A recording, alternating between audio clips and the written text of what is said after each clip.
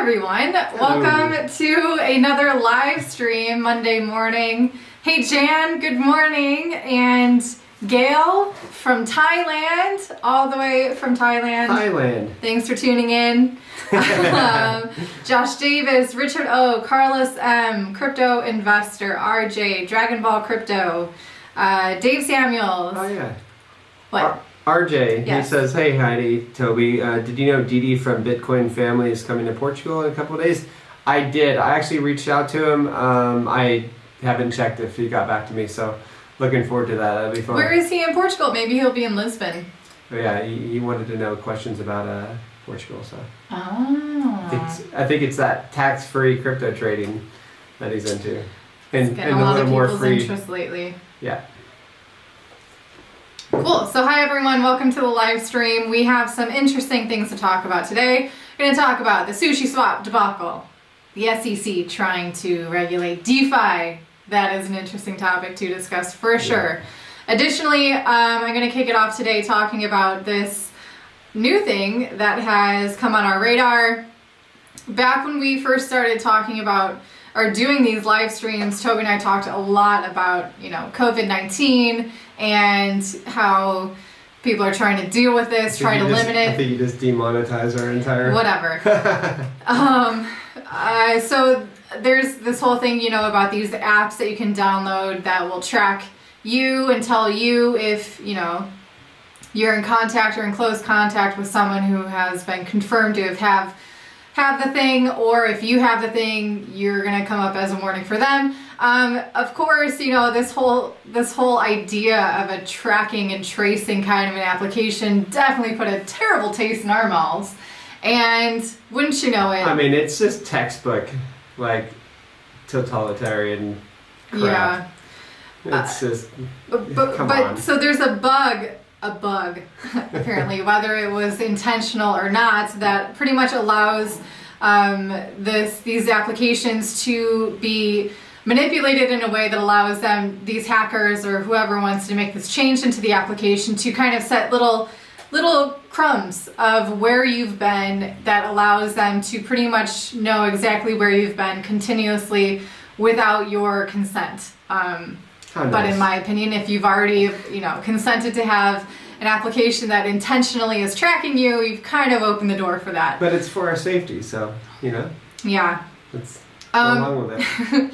So the thing is that I think a lot of this also is pointing out the fact that these applications are built in a closed source environment, really. And so, if this were to be released in an open source scenario, where the source code and software is available publicly for everyone to look at, this probably would have been identified a lot faster and addressed a lot quicker and made public in a much more appropriate way than, now after the fact, after how many people have been, downloading these. So if you have one of these tracker apps, a link to this is down below in the video description, I believe. If not, I will be putting it right now in the live stream chat for you guys. There you go. So you can check it out and see if you've been affected, but definitely something to pay attention to. Tracy is from Maryland. Hey, Tracy. Oh, let me check my mic. Hold on. Thanks for the input. Oh, here we go. Maybe this is better. All right, is this a better sound? Should be. Thank you, Richard, for that heads up. Cool. Okay, now talking about what I really want to talk about, these next two things. SushiSwap is something that I was a figure in my newsletter that came out yesterday. It's a free weekly newsletter. If you guys want to join it, check out the link down below in the video description. But in it, I talked about this whole situation with SushiSwap. The founder of SushiSwap dumped all of his coins on the open market, made a $10 million profit in Ethereum. What he's doing with Ethereum, who knows? Probably not going to be using it to benefit SushiSwap. That's just my opinion. I doubt what he does with those profits will be made public. But it's really interesting seeing people try to defend this behavior, and it's definitely something worth thinking about and digging deep and finding, how you feel about it philosophically, what it means to have skin in the game. Yeah, definitely skin in the game. Like Nassim Taleb keeps saying, he wrote an entire book on that. You want to invest in projects where people do have skin in the game. People have money on the table in these projects. Yes, he might be like, giving code and updating things, but that's a telltale sign that he doesn't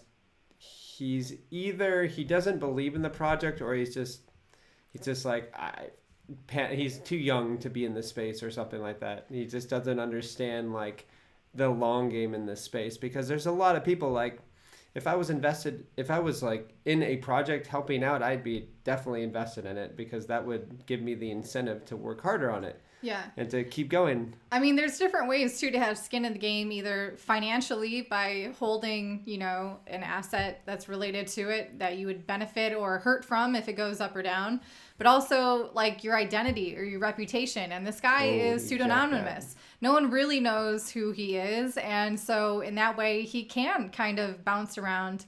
And he doesn't have a lot of skin in the game. He can literally be really unaffected by the status of SushiSwap at this point. So the people who are defending this are saying, oh, it's not an exit scam. He's still hanging around. He's still contributing code, which is great. But he's cashed out. He's also made $10 million. So don't feel too bad for him. Don't call him a hero or a good Samaritan. Definitely don't call him that yet. But so... it is still a working product. It'll probably time will tell, survive how dedicated he is in the meantime. But so another kind of defense for his actions is like, oh, Charlie Lee did it and Litecoin is still fine. Charlie Lee, the reason why Charlie Lee sold most of his Litecoin, he didn't say he sold all of it. He sold most of his Litecoin. He sold it at literally the peak price of Litecoin.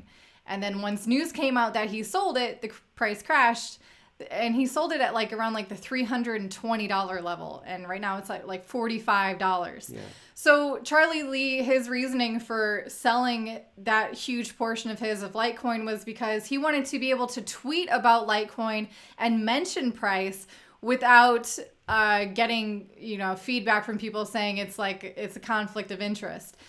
Him selling Litecoin made a much, I think, more dramatic effect on the price of Litecoin than him tweeting anything about it. So that, I think, is a very weak argument. Again, I think he was trying to relieve himself from having skin in the game as well. Charlie Lee did have skin in the game the whole way up. Yeah. Hey, whatever. He wants to take profit. Why wouldn't you want to hold a coin that you're a founder of? That's what I don't understand. Yeah, but if he wants to take... at the beginning of a bull run... Yeah, at the peak of the bull run. This guy is such short-sightedness. Yeah. It's ridiculous. Oh, my gosh. He could have made so much on the way up if he truly believes in this project.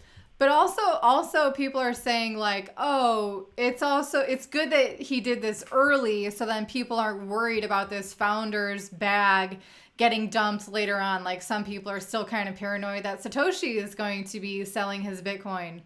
Which I don't think it's going to happen. Okay, then what about the other bags? How can you compare SushiSwap, which has been around for like not even a few weeks, and Bitcoin, which is a globally functioning decentralized network, most reputable, most network affected cryptocurrency that does not require Satoshi to function anymore? How can you compare the health of the two being dependent on that? The thing is, so when they do find this guy out, it's not if, but when they do find out who this is. I know, someone's going to dox him. Well, yeah, I think he's already been doxed, but when that does come out, purely they know 100% that's who it is, then that guy is going to be just, if he joins any company or anything like that, they're not. People are going to be wary about that. So he's ruined his reputation for sure. So what a waste, Such. It would have been so easy for him to keep his reputation, make a killing, and then just long game. Man, yeah. Please, people, it's what are you more doing? valuable than cash. really, Honey Badger, thank you so much for the super chat. Thank you so much. It's great. We do Awesome. have a super chat enabled for those of you who would like to leave tips, maybe get your comment especially commented on and highlighted by us on this live chat. Thank you, Bitcoin Honey Badger. Love the name. For sure. Johnny Cage, he says, you. Once DeFi becomes scalable, do you think we will have a bull run where Bitcoin doesn't even go to 100K because all the money pours into DeFi? So Johnny Cage is really asking about Bitcoin dominance slipping to the fact where it doesn't, absorb a lot of the market share during a bull run like it normally would. No, I think people are going to continue to pile into Bitcoin. And then trickle down. Because I think a lot of intelligent investors and new billionaires that are getting into this space, they want something with that much liquidity, and Bitcoin is that. But I do actually see a flippening. I know I probably haven't been super vocal about that, but I do see that possibly happening with all of the DeFi space, all the projects that are coming out right now. And everything is being built on Ethereum. So, I mean, it's just going to be a snowball effect with how popular Ethereum gets, and all these gas fees and everything else, and even like scalable projects coming out to make things faster, to make things cheaper. There's going to be cheaper fees in the future. And that's all going to be built on Ethereum as well. So, I do see Ethereum at least $10,000. Like, I mean, I can't imagine why not, because people may think I'm crazy for saying that, but I see easy $10,000 because I remember buying at 70 cents Ethereum, and everybody was calling there was a lot of people calling it a scam, just a fad or whatever. And I'm just like, all right, I understand Ethereum, I kind of get it. No, it's not. So I kept through that, up to like $20, and then it crashed down because of the DAO. If you've ever heard of the DAO-zaster, yeah. where Ether Classic was born, and then I wrote it to $1,400 or something like that. Yeah. I mean, Jill. Think about that. 70 cents to $1,400. I mean, come on. You don't think people's like, you can't think of a way that it's going to get to 10,000. It's already at $400 and something or $300 and something dollars. Like, that's easy. That's just nothing for it, especially with all that's being built and all the new money that's going to be poured into this space. Mm-hmm. Like, we've seen nothing yet. I keep telling you that. And like, yeah, you may see, the price declining because of the CME gap or whatever, but it looks like the bears are getting kind of tired on that as well. So like, who knows how low it's going to go. I don't think it's going to go too low. Yeah. But like, one thing that's always brought to the attention regarding Ethereum, whenever there's kind of a popularity revolving around anything that has to do with Ethereum, it is often revolving around Ethereum because so much is being built on it. It's such a sandbox for people to come together and really build and innovate. But gas fees skyrocketing is always going to be a narrative that tags along with any kind of a hype involving things being built on Ethereum. Yeah. And, people are always hoping for these scalability solutions to be launched, like sharding or roll-ups or, anything like this. And it's one thing, I feel like we've been worried, generally everyone in the crypto space has been concerned about scalability and the kind of growing pains that come with that for like several years now, at least since the last bull run in 2017, the last, huge public bull run. And it's something I thought about was that people have been trying to create cryptocurrencies since the 80s. And it took 30 years for an actual real solution that is a viable option for cryptocurrencies to exist. So we might have to be patient about scalability solutions that will actually work out. But the difference between that And now is that in 1980s, it was such an underground movement of trying to do this cryptocurrency solution, this decentralized money that's independent of any government. But now it's such an open conversation, and it's so available for people to participate and to contribute to. So it might take a while, but it hopefully won't take 30 years for us to see any kind of scalable solution for it. No, I think it's there's people around the world are seeing the potential in this space, and they're seeing where like decentralized finance can go. So that's bringing in more smart people, and okay, so I'm going to kind of spoil it. So Heidi is going to talk about the SEC crypto mom to regulate DeFi. It's in the title. It's okay. I know, but this is going to be super fun. This kind of gets we can move on that. To it now. Yeah. Okay. Let's go for it. So, okay. Well, I'll let you start. Well, before we get into that, I'm sorry, I'm messing you guys up with the... Talking about people exiting real quick, I had this in here. Peter Brandt is also saying that he cashed out of all of his crypto, I believe, into cash positions of USD because he thinks there's going to be that hockey stick moment regarding the USD value, and he wants to take advantage of that. This is also the same guy who earlier this year was saying Bitcoin was going to go to 100K. Yeah. So this guy is all over the place. And this year he's also said...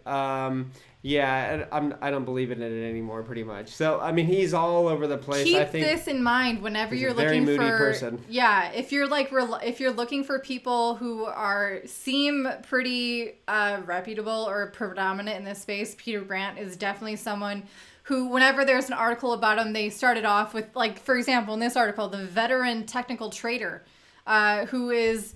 let's see, the article...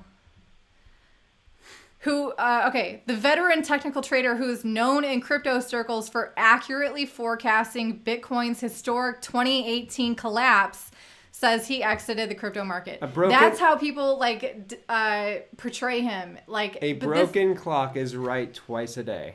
So keep that in mind. Maybe don't take everything he says for granted. Yes. Take it for granted. Don't take it for granted. These guys just take it with a grain of salt. Yeah. I'm sure he doesn't understand half of what Heidi understands, or me. I mean, come on. Who knows? This guy's just an old school trader. He's when you see dips like we had with Bitcoin and the entire space, he's probably never seen that before in the stock market. So when he sees this, he's just like, it's out of control.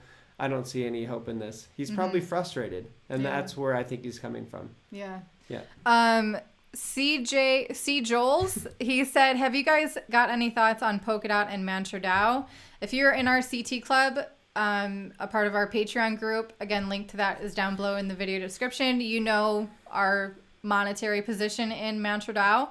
But Polkadot, I think that's definitely an up-and-comer and something to pay attention to, because it is definitely facilitating blockchain interoperability. And I think that's something that will be valuable to any project that is open to that.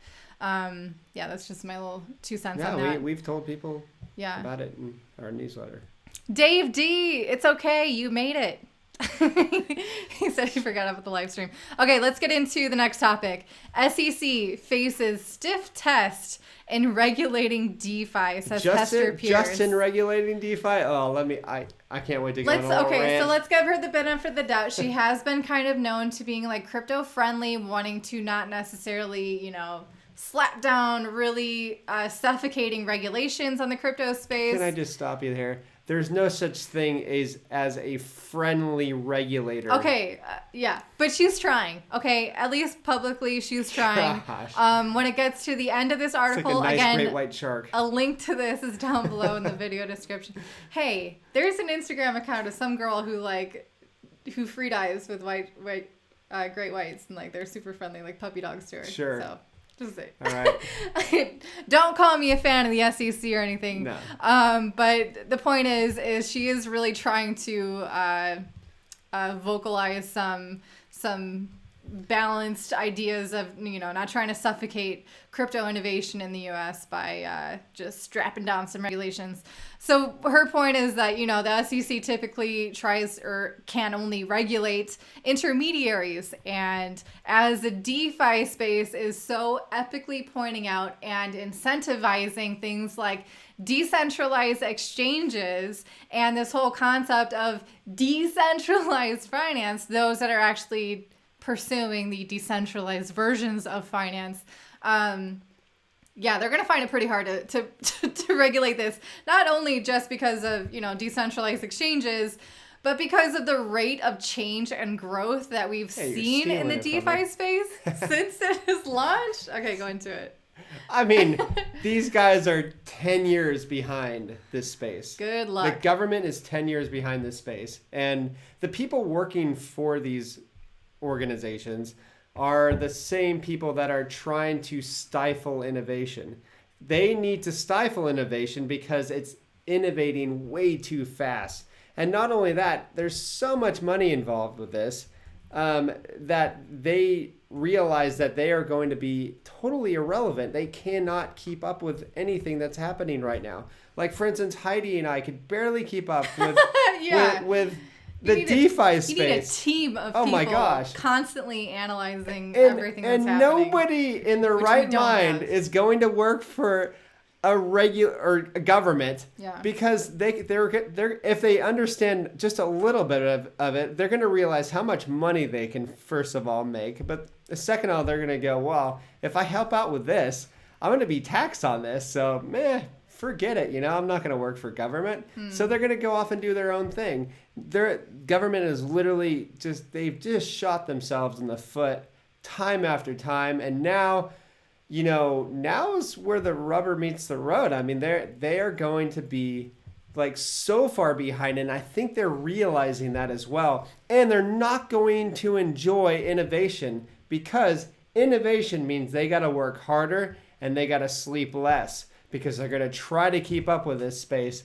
And there's no possible way. There's no possible way that a centralized organization can keep up with an open source, permissionless, borderless, decentralized space. Yeah. It's impossible. So and that's why RIP to these guys. But Goodbye. that's why so many U.S. citizens can't participate in these centralized applications of cryptocurrency, like centralized exchanges, like ICOs, and things like that. Like, it's because the SEC and these like regulatory bodies aren't able to properly educate themselves, stay up to date on it, pass laws in a timely manner to address the specific, organization of these things, let alone doing it properly. So they just do these broad sweeping regulations that just takes them out of the market altogether. Yeah. And that's what this is what Hester Pierce, the crypto mom, the SEC commissioner, is trying to advocate against. She's trying to advocate, more of an open-minded kind of policy. But what that means is they can't just, instead of doing these broad sweeping regulations, they're going to have to actually try to learn about what these are all about and try to decide, what's a fraud and what's not. Yeah, when you are Goliath, it's really hard to be flexible enough to beat David. And this space is clearly like David. You have, and not just one David, many different Davids that are decentralized. They're going to be eaten alive like a dead rodent on the side of the road by red ants. They're going to die. It says, let's see. The leading protocols have aggressively moved to decentralize for their benefit. And here at the end, it says, but what's the SEC supposed to do? File a lawsuit against a community composed of thousands of anonymous users? Beautiful. It's good to see them struggling. And it finishes up by saying, the kind of sobering reality that she is dealing with is bureaucracy. And she says, yet while many in the crypto sphere hope that Pierce will be the industry's salvation, Not one person is going to be this industry's salvation. Yeah. The decentralized nature and what we are building, despite them being a participant in it, is going to be the salvation, by the way. She is less sure of her ability to enact change. She is less sure of her ability to enact change. Bureaucracy is difficult, she said. It's really hard to get anything done. And she's not confident that her initial safe harbor proposal will ever set sail, given the stance of her fellow commissioners. That safe harbor proposal, let me see. Okay, here it is. One of her main plans for the crypto industry is to revise a policy for a safe harbor that would give cryptocurrency companies. This is actually decently interesting. And also Vitalik Buterin tweeted recently about this concept of a cryptocurrency platform moving to decentralize the governance to the public or to their community. Let's see. One of Pierce's main plans for the crypto industry is to revise a policy draft for a safe harbor that would give cryptocurrency companies 3 years to devolve power to their communities before the SEC would take action against them for distributing what might otherwise have been labeled unregistered securities.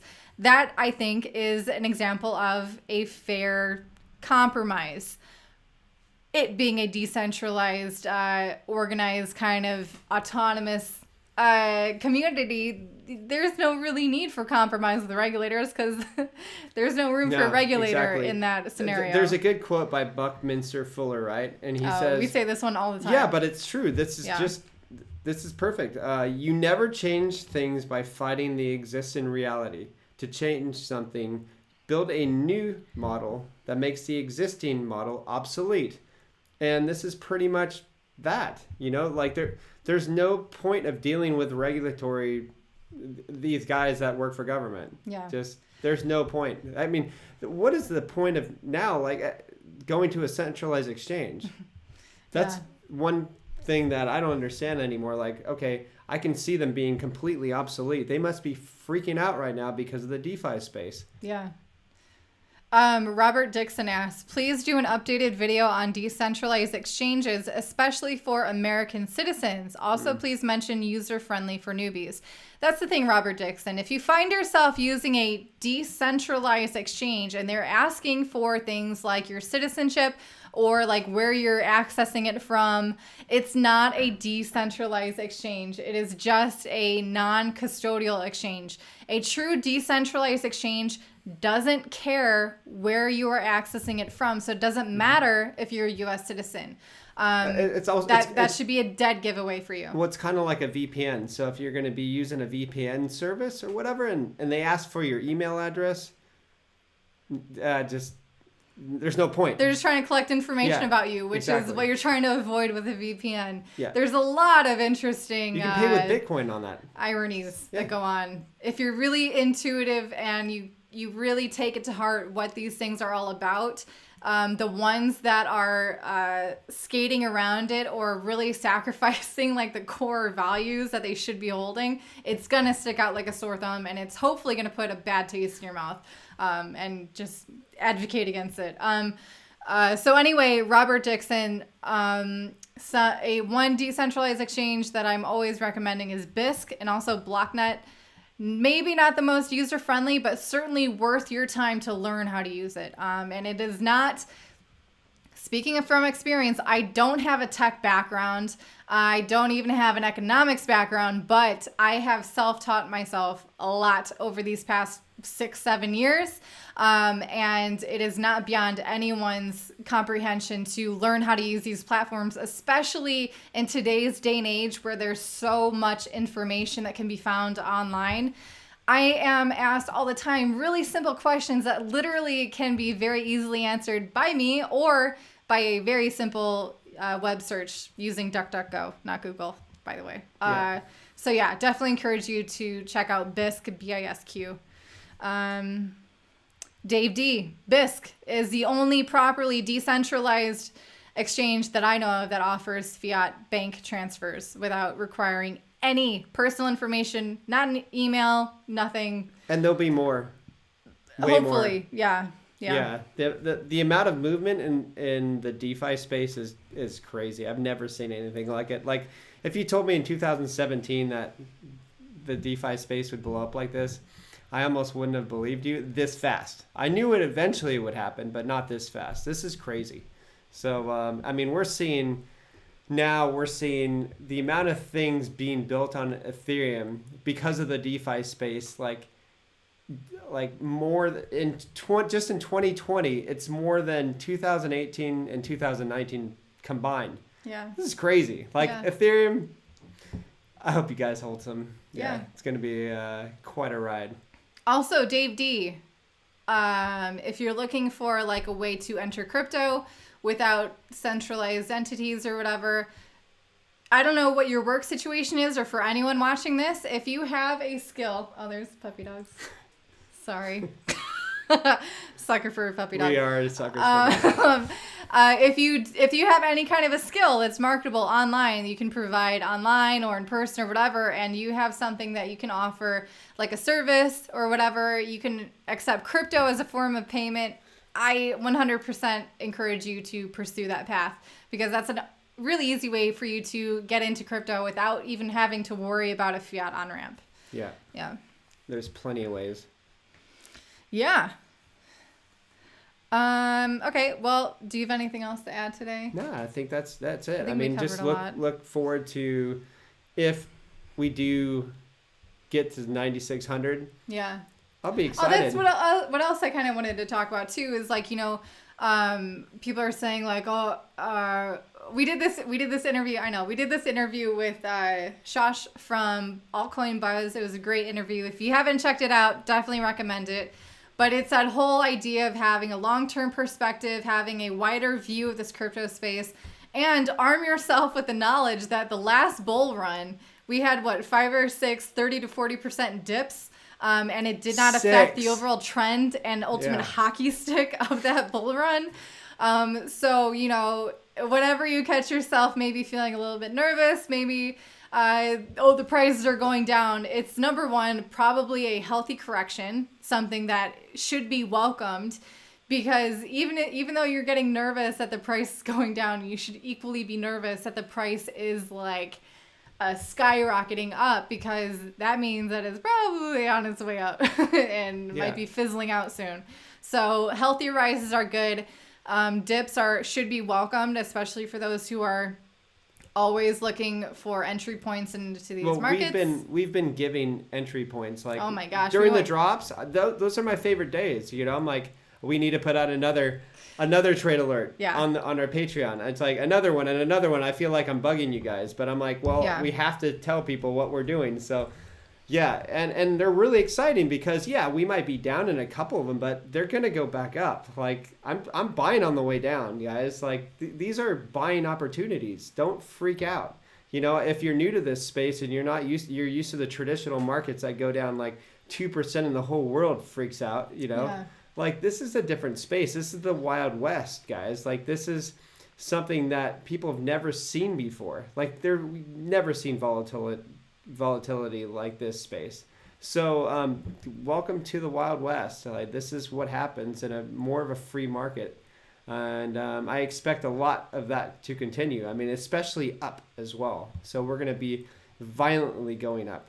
It's not going to be nice and steady. I think there's going to be more billionaires get into this space, and they're going to want to buy more, and they're going to be wanting to be on the top of the totem pole. So they're going to put a lot of money in, and they're going to try to beat the other billionaires that got into it. So there's going to be more of a proxy war in that. So those of us who are already holding can just sit back and watch and laugh. Just enjoy it, and we're not sell them our Bitcoin. Yeah. So and then on top of that, once we reach 20,000, we'll see retail get in. That's when the mainstream news gets involved, and they start pumping Bitcoin, and that's when your Uber driver talks about Bitcoin, and that's when you kind of want to get out. That's when you want to start selling your more risky assets, because I don't like holding something where the whole world wants to hold it. Okay, that's too much. Now it's time to take some profits and do what you want in life. I remember, like, I grew up in a small town, and everybody and their mother is a real estate agent. And I'm just like, guys, it's so saturated. It's such a boring market. Like, what are you doing? Like, there's so much more money to be made elsewhere. And, you know, like, it's a saturated market, and saturated markets bore the crap out of me. There's not money to be made. It's just like you found crypto and you're like, oh, yeah, it's like, this is great, you know? Like, nobody understands half of this. And when the noobs start getting into this space and they start learning about just the basics, like, people following us, are going to be like, hey, I know about this over here. This is DeFi. Oh, this is going to branch off to DeFi where the level playing field. Yeah. Nano. Exactly. What's up?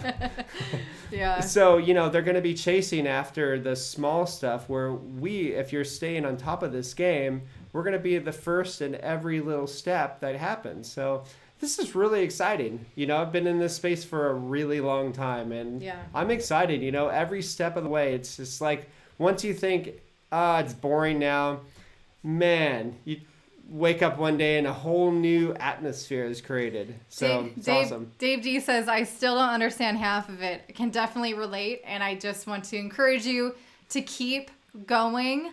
And I promise you, sooner rather than later, the pieces of the jigsaw puzzle will start coming together, and it will all start making sense, and you'll be all the better for it. So of course, you don't understand the half of it. There's so much going on.